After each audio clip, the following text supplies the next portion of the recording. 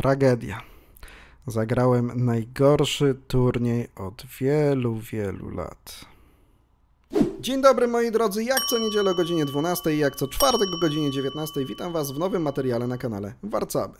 W długi weekend Bożego Ciała miałem przyjemność zagrać w 14 już edycji turnieju o Drzwi Gnieźnieńskie. I w tym materiale zapraszam was na analizę niemal wszystkich moich partii z tego turnieju. Zobaczycie, co tam odwaliłem. Z wydarzeń ostatniego tygodnia polska drużyna w składzie Natalia Sadowska i Jarleta Kosobucka zdobyła drużynowe Mistrzostwo Europy we włoskiej Folonice. Wielki sukces naszych reprezentantek i mam nadzieję, że będzie to powód do tego, żeby za tydzień na kanale pojawił się materiał o tym właśnie sukcesie. Teraz w sobotę i w niedzielę trwają jeszcze turnieje w tempie przyspieszonym. Ja nagrywam trochę wcześniej, nie wiem jeszcze jakie tam wyniki padną, ale trzymajmy koniecznie kciuki za naszych reprezentantów. A krótkim słowem autopromocji. Bardzo miło mi zaprosić was na nową odsłonę strony warcaby.tv. Wreszcie wygląda pro. Fajnie, przyjaźnie dla oka. Dajcie mi znać w komentarzu, czy i wam się podoba. No i oczywiście wbijajcie regularnie na tę stronę, bo będziecie tam znajdować konkursy, teksty o warcabach, spoza warcabów. Mam nadzieję, że ta strona po prostu będzie warcabami żyła i będzie to dla was ciekawe miejsce na co dzień. Będę wam oczywiście ogromnie wdzięczny za zostawienie łapki pod filmem i subskrybowanie kanału Warcaby. A teraz nie przedłużając, przejdźmy do analiz moich partii. W pierwszej rundzie moim przeciwnikiem był Martin Banaszek i byłem całkiem zadowolony z tego, jak gra potoczyła się od debiutu.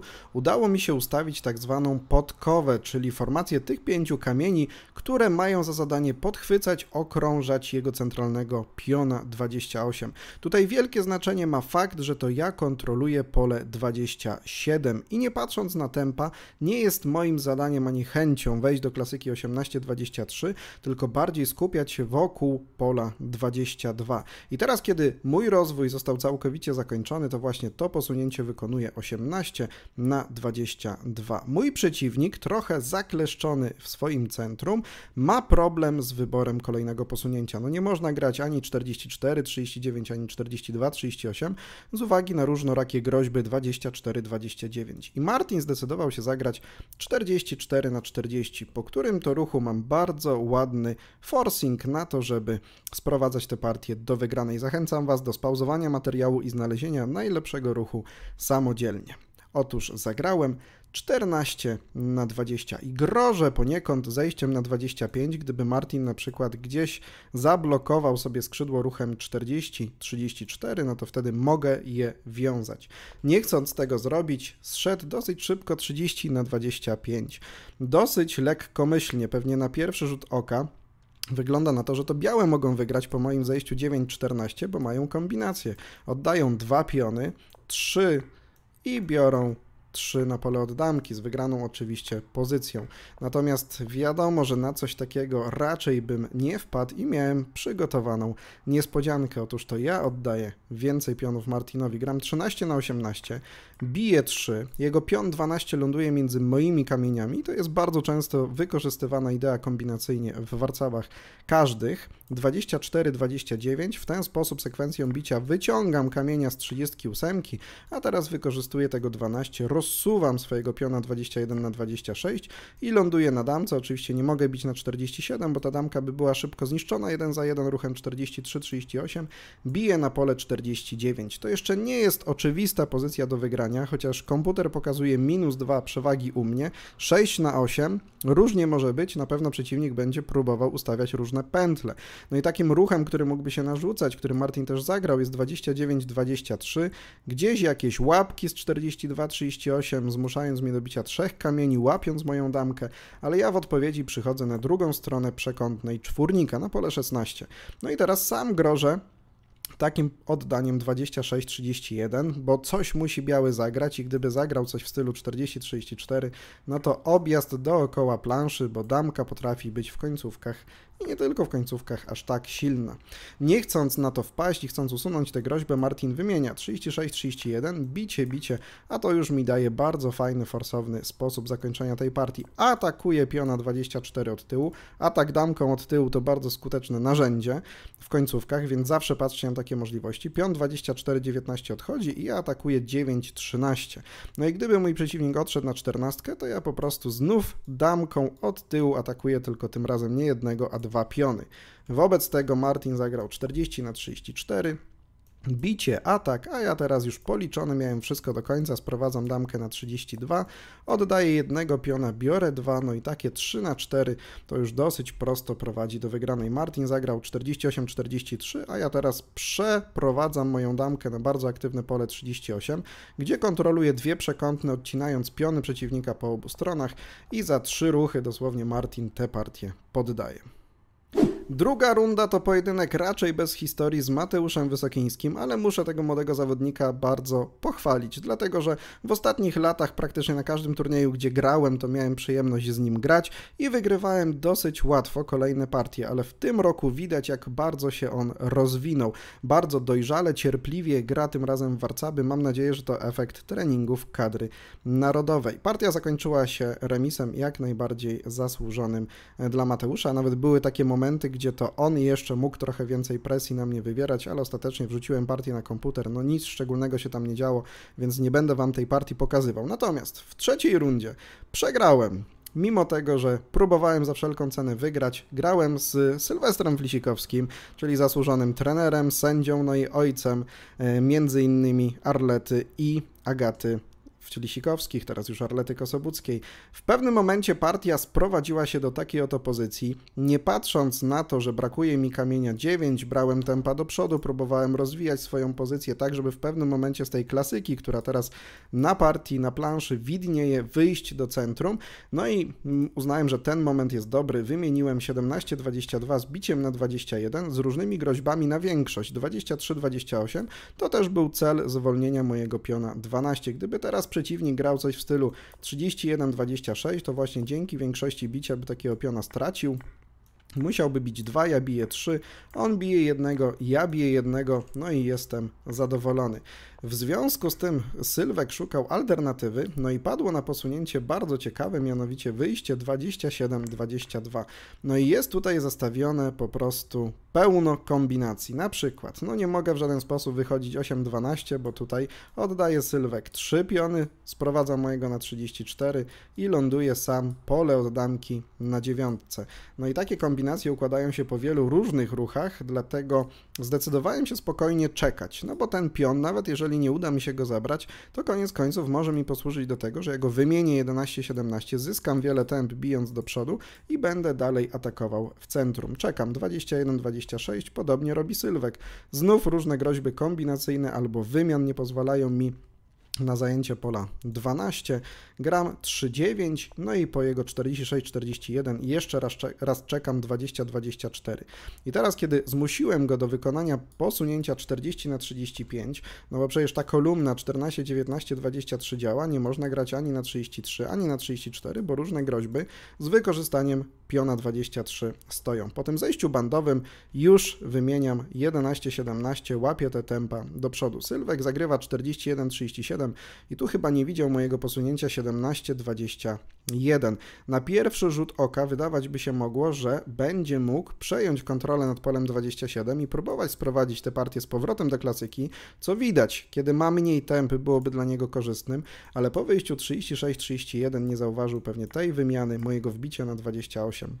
I nie ma jak uniknąć różnych gruźb z moim oddaniem na 32, a ewentualne 38-32 kończy się wymianą i dalej tych gruźb utrzymaniem.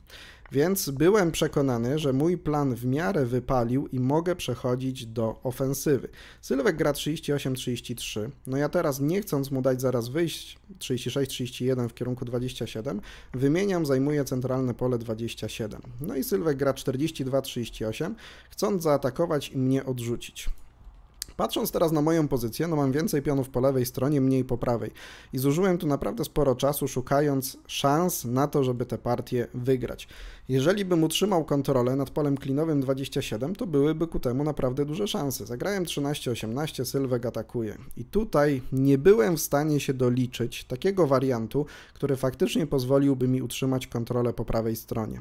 I poszedłem va-bank. Poszedłem va-bank w wariant, który wydawał mi się jedynymi ruchami prowadzący do tego, że ograniczę pozycję przeciwnika i wykorzystam fakt tego, że ma dużo pionów na bandach. Zagrywam 8-13. Gdybym zamiast tego próbował grać jakoś na spokojnie, czy 8-12, czy jakieś ruchy pokroju, nie wiem, 9/13, no miałbym przewagę, ale nie wydawało mi się to wygrane. Dlatego 8/13 jest ruchem wóz albo przewóz.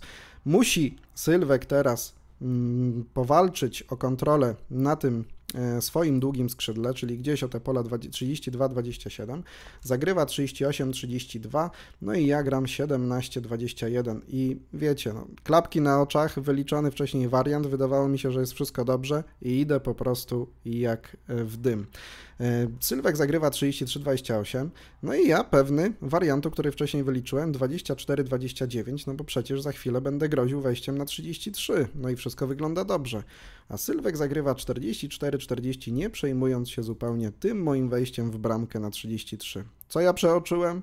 Przeoczyłem po prostu większość bicia w tym wariancie i to, że białe mogą zagrać 32-27. Nie mogę bić jednego piona tutaj, nie mogę bić jednego tutaj, muszę bić 2, biały bije 2, jeszcze pal 6, nawet chyba mogłem iść na ten wariant, bo wydaje się, że tutaj szanse uratowania remisu są całkiem spore. Ja też go z automatu już później odrzuciłem, nie liczyłem głębiej i nie wiem, myślałem, że może jeszcze idąc w taką bardzo zakleszczoną, trudną, zamkniętą pozycję, gdzieś jakieś szanse się pojawią. Gram 15-20, ale ten ruch to już jest, jak się okazuje, gwóźdź do mojej trumny. Sylwek wybija do przodu, moje możliwości są bardzo ograniczone, wychodzi na 31. No i ja nie mam co grać. Sprowadził partię do klasyki, której się tak obawiałem. Sprowadził partię do pozycji, gdzie on kontroluje 27. I ja już rozpaczliwie szukając jakiegoś remisu wybijam, on schodzi na bandę i kilka ruchów później jeszcze doszło do pozycji, w której ja mam kompletnie przegraną pozycję, nie mogę między innymi atakować 29/33, bo Sylwek stawia damkę. No i przez to, że moje piony są blisko damki, ale nie na damce, może zrobić wokół nich objazd. To akurat w partii nie poszło, partia skończyła się w inny sposób dosyć szybko, więc nie będę wam tego pokazywał. Więc wniosek z tej partii jest taki, że czasami nie ma co szukać wygranej na siłę, czasami lepiej po prostu wziąć ten remis, zagrać spokojnie, a mieć nadzieję na korzystne wyniki w kolejnych partiach. No naprawdę szkoda tego mojego niedoliczenia i myślę, że to jest kwestia małego ogrania, tego, że nie występuję często na turniejach warcobowych, bo to nie jest ostatni przykład tego, kiedy czegoś nie zauważyłem. W czwartej rundzie moim przeciwnikiem znów był reprezentant klubu UKS Struga Marki. W sumie z 7 rund na tym turnieju aż 3 zagrałem z zawodnikami tego klubu. Artur Moczulski, bo o nim mowa, w pewnym momencie stworzył ze mną taką właśnie pozycję. Podwójny klin, dzieje się całkiem ciekawie, no i Artur atakuje w tym momencie 14/19. Ja atakuję również jego klina, bicie, Artur schodzi na 35, a ja, moi drodzy, przeoczyłem w tym momencie wygraną.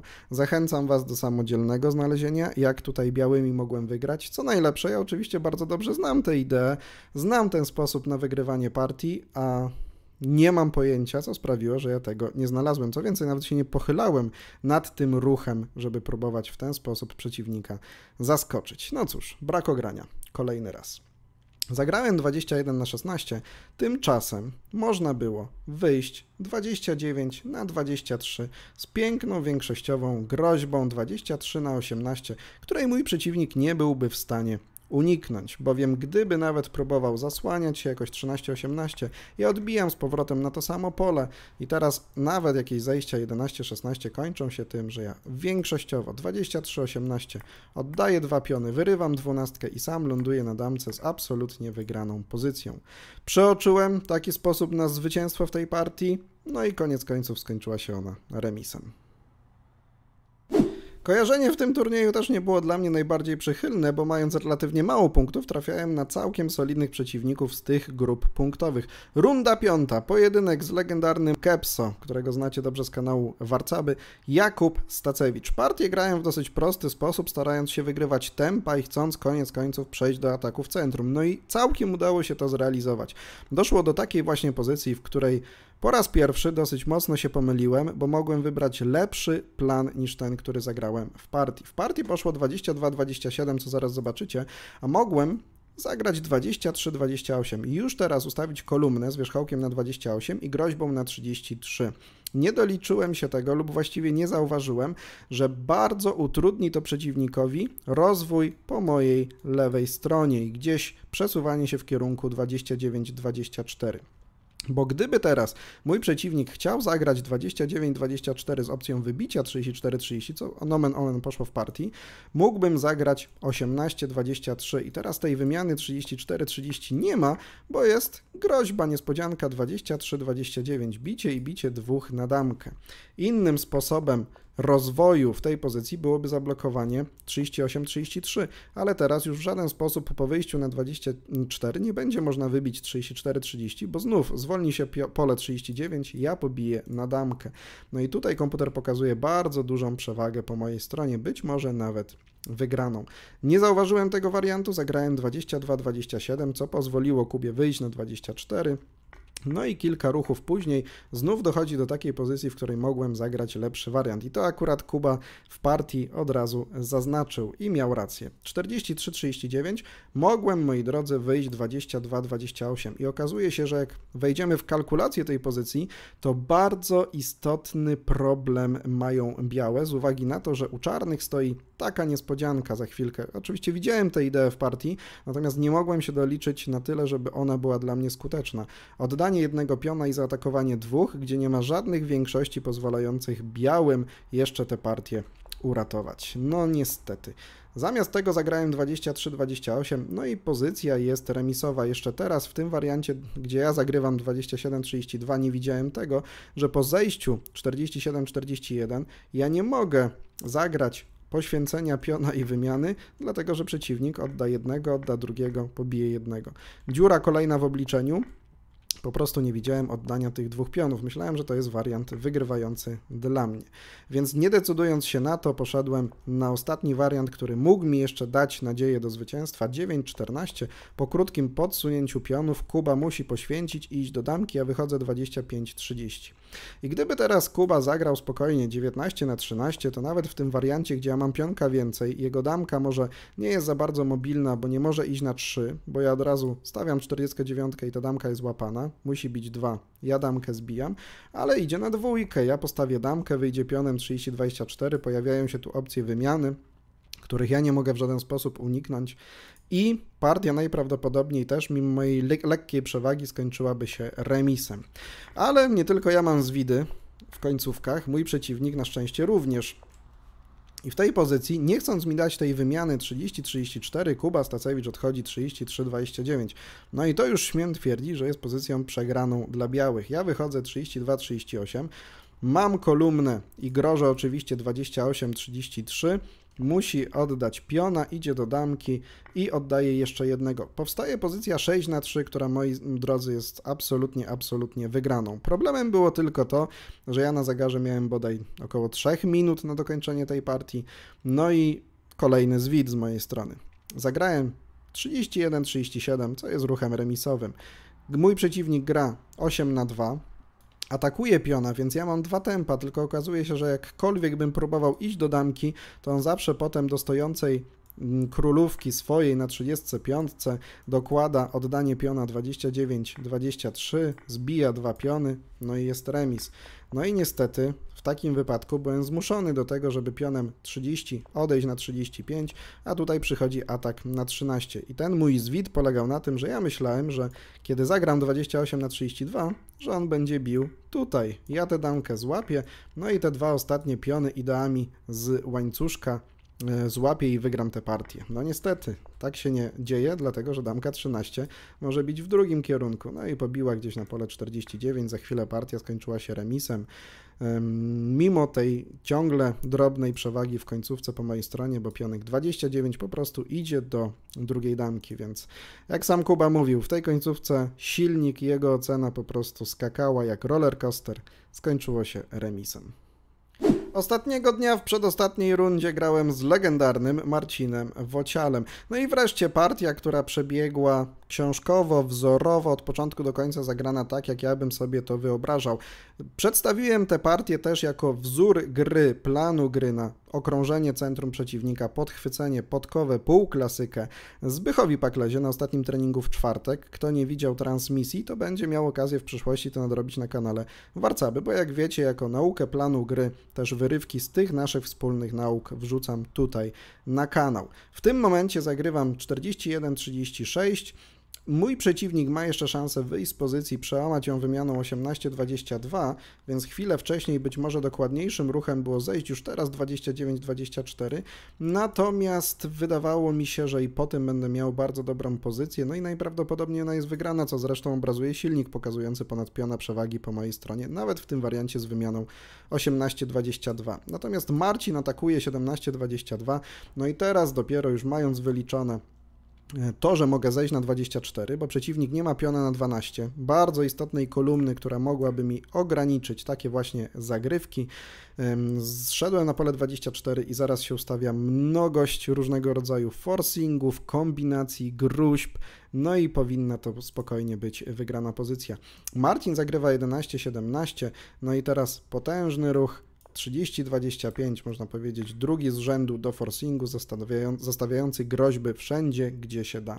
Gdyby teraz mój przeciwnik próbował atakować 17-22, daje mi tempo do ustawienia kolumny, bicie, oddaję drugiego piona, oddaję trzeciego, biorę 3 na pole oddamki, więc ta możliwość pierwsza jest oczywiście niemożliwa. Druga to ewentualny atak 14-19. Znów znam kolejny ruch przeciwnika, dostawiam do kolumny 38-27, on bije, oddaję drugiego, kasuję 4, wygrana pozycja. Co dalej? Może tutaj próbować Marcin jeszcze zagrywać. Gdyby próbował coś w stylu, nie wiem, posunięcia 2-7 może, no to oczywiście stoi bezpośrednio, uderzenie mostek, oddanie 2, wzięcie 3. Ponadto grożę jeszcze innym sposobem zrobienia tej kombinacji, czyli na przykład 24-19, wyrwanie tego piona, oddanie jeszcze 2 i uderzenie mostek jeszcze w innym wariancie, z oczywiście też wygraną pozycją. Koniec końców mój przeciwnik decydował się na zagranie 8-12. No i po tym akurat ruchu, gdybym ja się decydował robić uderzenie mostek, to mógłbym tej partii, tak myślę intuicyjnie, nie wygrać, no bo damka od razu jest łapana, 12-18 i zobaczcie na powstałą pozycję. Mam piona więcej, ale są tutaj gdzieś szanse, nadzieje jakieś przerywania się, kontrola dużej części planszy. Komputer pokazuje wygraną, ale to nie jest na pewno tak oczywiste do gry dla człowieka. Natomiast nie przejmując się wiele, mogę zaatakować 33-28, grożę wzięciem pionów, no i niedługo później ta partia skończyła się moim zwycięstwem. 23-29 wydawało się takim najlepszym ruchem. Marcin zagrał 14-19, po czym było bardzo szybko po grze bicie 2, pobił, ja biję, wymienił mi tego piona, no i oczywiście gram 32-28, wszystkie jego kamienie na jego krótkim skrzydle są ograniczone, jest po grze. Ale bardzo ciekawy wariant na streamie jeszcze zauważyła nasza dwukrotna mistrzyni świata Natalia Sadowska. Otóż gdyby Marcin tutaj oddał 23-29, to jeszcze mógł przeprowadzić kombinację, która polega na tym, że wpuszcza mnie na damkę i oddaje 18-22. Oczywiście, gdybym pobił na 7, no to jeszcze by było może nawet wygrane dla czarnych, dlatego że one biją, bicie, kasują raz, 2, 3, 4 piony, no i duże problemy po mojej stronie.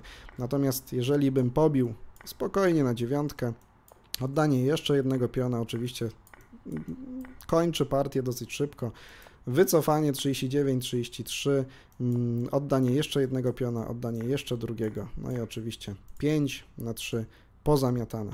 Także z tej partii jestem naprawdę zadowolony, a zachęcam do tego, żebyście potem zobaczyli jej analizę od początku do końca, bo myślę, że w bardzo fajny sposób może Was nauczyć trudnego planu gry, jakim jest półklasyka. I tak dotarliśmy do ostatniej rundy turnieju, w której mierzyłem się z waszym tiktokowym nauczycielem Bogdanito, czyli Bogdanem Bańkowskim, ostatni zawodnik z UKS Struga Marki. I w tej pozycji, która wyglądała całkiem aktywnie, agresywnie, dużo się działo, postanowiłem wybrać ruch, który, wiecie, daje szansę przeciwnikowi na popełnienie błędów. W końcu, żeby wygrać partię w warcaby i we wszystkie inne sporty, no musimy liczyć na błędy przeciwnika. Przy ich idealnej grze ciężko zwycięstwo odnieść. No i zostawiłem pułapkę takim wybiciem 13-19. Bicie. I coś, co mogłoby się białym na pierwszy rzut oka narzucać, to zagranie 29-24. Dlaczego? Dlatego, że gdybym pobił teraz na 30, przeciwnik bije, podwieszony pion na 10, całe moje długie skrzydło stoi, jest groźba 33-28 z wyrwaniem tego piona 14, z drugiej strony 20-24 nie można, bo jest 1 za 3, same problemy u mnie i musiałbym w tym momencie wychodzić 23-29, no i ten pionek jest bardzo, bardzo niebezpieczny, daje duże szanse jego zdobycia przeciwnikowi. Druga opcja wybicia po tym zagraniu 29-24, 20/29, pionek więcej u białych, no i ten pion stoi tak, że wcale niekoniecznie łatwo może być go odbić, ale zastawiałem na ten właśnie ruch pułapkę. Pułapkę, która nie do końca może daje wygrywającą kombinację, ale taką, w której daje sobie szansę na to, żeby tę partię zwyciężyć. Zachęcam Was do znalezienia kombinacji samodzielnie, bo ja już ją pokazuję na nagraniu. Oddałbym piona 16-21, a następnie 22-27 i ta kombinacja mogłaby być na tyle niewidoczna, że jest bardzo dużo różnego rodzaju bić. Gdyby zbiły 13/11, to jeszcze dodatkowo białe potem mają możliwość bicia tego piona 27 w dwie strony. Ja mam tempo na dostawienie damki na szóstkę, on bije, a ja ląduję, no powiedzmy, zakładając w tym wariancie 48. Po jego wyjściu 16-11, no można albo próbować tę damkę za chwilę ograniczać, łapać, albo od razu oddawać piona 12-17. Mam dwa piony mniej, natomiast piony Bogdana ustawione są w taki sposób, że raczej dam radę schować damkę za swoimi kamieniami. Komputer teraz pokazuje moją przewagę 0,6, co tak jak mówiłem daje po prostu nadzieję na zwycięstwo. No ale Bogdanito liczę całkiem dobrze, nie wpadł na to, ale pochwalił mnie przy partii za zastawienie tej pułapki. Ciekawie mogło być, no i właściwie było jeszcze na chwilę w prostej końcówce. Mówię przekornie prostej, bo wydawałoby się, że w takim ustawieniu 6/6 za wiele się nie może wydarzyć. Tymczasem mój przeciwnik zajął dwa pola w piątym rzędzie, 29-28, na co trochę liczyłem wcześniejszymi posunięciami i na co przygotowywałem wariant, który myślałem, że jeszcze jakieś nadzieje w końcówce mi da. Oczywiście, jeżeli często macie możliwość ustawić kolumnę, która jeszcze bezpośrednio oddziałuje na piony przeciwnika, no to warto ją ustawić 8-12 z groźbą 18-23. Teraz mój przeciwnik, żeby nie stracić piona, musi zagrać 42-37, na co miałem przygotowane posunięcie 16-21. I gdyby próbował tę lukę teraz na 32 blokować, no to oczywiście moje oddanie jednego piona, drugiego, wzięcie dwóch, ten 32 jest bardzo niebezpieczny i mimo tego, że komputer pokazuje około remisu, to wiecie, trzeba grać idealne ruchy, w końcówkach bardzo łatwo się pomylić. Wobec tego Bogdan gra 39-34, a ja wychodzę 21-27 i kolejny raz daję przeciwnikowi zagrać wariant, który znów komputer powie, że remis, ale nie jest wcale go tak łatwo wybrać, bo wejście w bramkę 28-22 daje mi większość bicia, bicie dwóch, bicie jednego, oczywiście po wycofaniu, po wyjściu 29-23, ataku jest remis, ale to nie jest nic komfortowego, więc wielu przeciwników się na to nie zdecyduje i nie zdecydował się Bogdan. Gra 44-39 i ja osiągam swój cel w postaci oddania jednego, drugiego, wykorzystania wreszcie tej kolumny, wzięcia dwóch pionów i ustawienia 32 silnie, gdzie naprawdę przeszkadza Bogdanowi. I ta końcówka nie jest wcale taka bardzo łatwa do zremisowania. Trzeba się pilnować na wielu krokach. Wychodzi Bogdan 26-21, natomiast końcówki to jest świetny sposób treningu warcabowego, dlatego że jesteście w stanie przeliczyć, przekalkulować niemal wszystkie możliwości i wybrać te najlepsze, więc szczególnie początkujących zachęcam do tego, żeby zaczynać trening od takich ustawień, gdzie jest na planszy mało pionów, mało damek, a dopiero potem wchodzić w te bardziej zagmatwane pozycje z wieloma pionami. No i teraz jeszcze daję jedną szansę przeciwnikowi się pomylić. Wejście w bramkę, kolejny raz ustawiam większość bicia, żeby samemu mieć tę przyklejkę 32-37. Potem oczywiście partia byłaby wygrana, bo moja damka odcina dwa piony na linii głównej. Nie jest łatwo tę partię ciągle zremisować, jednak Bogdan znalazł tę linię. Gra 41-36, ja idę dalej, on odciąga mojego piona od damki, następnie oddaje 34-29 i to była jedyna droga do tego, żeby pionem 33 pójść na 18, 17 zaatakować na 12, zyskać to tempo po moim odejściu i tymi dwoma pionami 18 i 12 iść do dwóch damek. Niestety ułożyło się tak, że brakuje mi jednego tempa, żeby tę partię wygrać. Kończy się to remisem, dlatego że jeżeli przeciwnik dojdzie do damki, to ja potrzebuję 4 damek, żeby wygrać, ale jak dojdzie do 2 damek, to niestety moje 4 damki już sobie nie poradzą, potrzebowałbym 5. I tak koniec końców. Remisując z Bogdanem zgromadziłem na swoim koncie +1, czyli 8 pionów, co dało mi to najgorsze bodaj od wielu lat miejsce, które zająłem w turnieju Open w Polsce, to już w ogóle, czyli 20.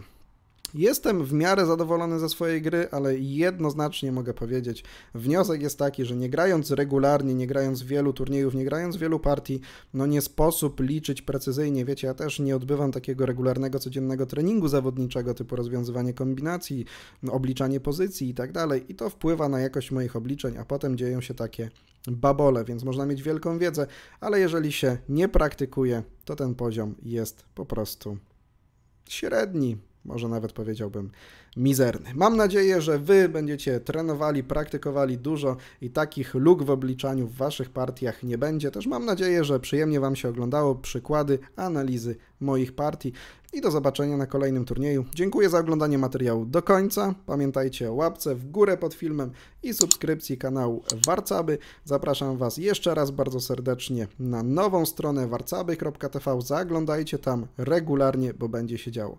Miłej niedzieli, trzymajcie się ciepło. Do zobaczenia. Cześć.